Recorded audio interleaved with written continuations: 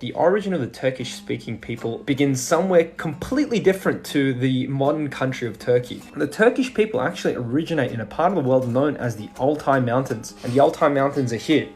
The Altai Mountains are where Mongolia, Kazakhstan, and Russia all embrace. The first people that we know that are related to the Turkish-speaking people are the Proto-Turks, who eventually gave rise to a people group known as the Gokturks. This is a reconstruction of the Gokturk people, and as we can see, their features, they have a lot of similarities with East Asian populations, but they weren't purely East Asian. The Turkish people, from their very ethnogenesis, were always kind of mixed. They were a mix between East and West Eurasian groups. In Chinese texts, these people were known as the Xiongnu, and over here behind me, is in this green background, is the sort of the geographic spread of these people. Now, around 300 BC, these people start to migrate westward. When they start to migrate into Central Asia was inhabited by a variety of different groups. It wasn't empty. Over here behind me, we've got a depiction of a Tocharian man. Now, when the Turks come, they mix with these people, and by around 600 AD, they had made their way into like present-day Uzbekistan. And when the Persian Empire collapses and we see the formation of the Umayyad Caliphate, this causes a massive power vacuum in the region of Middle East. But eventually we see a stabilization within the Iranian plateau of many empires that were Turkic in origin. And examples of this include the Seljuks, who were probably one of the most major Turkic empires. They conquered Iran, and as a matter of fact, the Crusaders were fighting against these guys, which is crazy. You wouldn't think that. They were fighting against these Turkic people. So they eventually start to migrate within Anatolia, and this is where we start to see the formation of what is now like the Sultanate of Rum. When they migrate into Anatolia was historically inhabited by Hellenic-speaking people, but it really isn't until the expansion of the Mongols where we start to see the complete colonization of the Anatolian Peninsula by the Turks.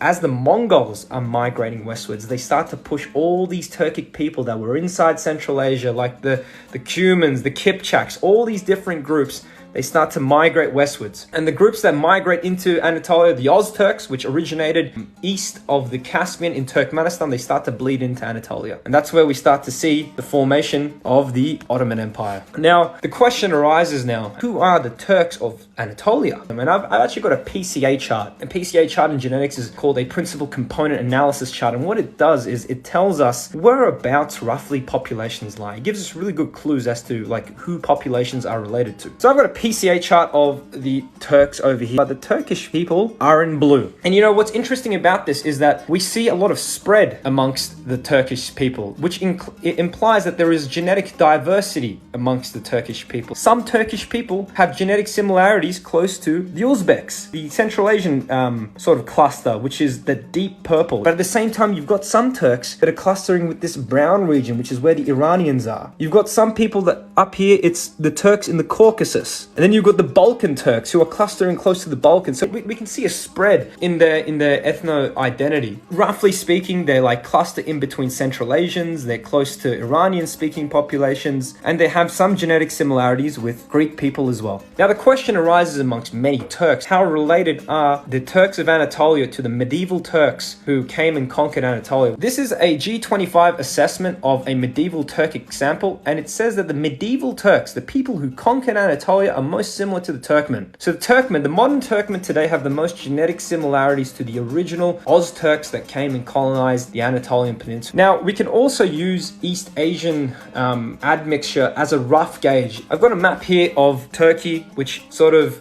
describes the percentage of East Asian admixture that we have. But the interesting thing to note is that the Turks in Trabzon have like minimal medieval Turkic ancestry. They have a lot of ancestry that's related to Kartvelian groups in the Caucasus. As we start to look westwards into the Anatolian Peninsula towards Izmir, we start to see elevations of this medieval Turkic ancestry up to levels of 20%.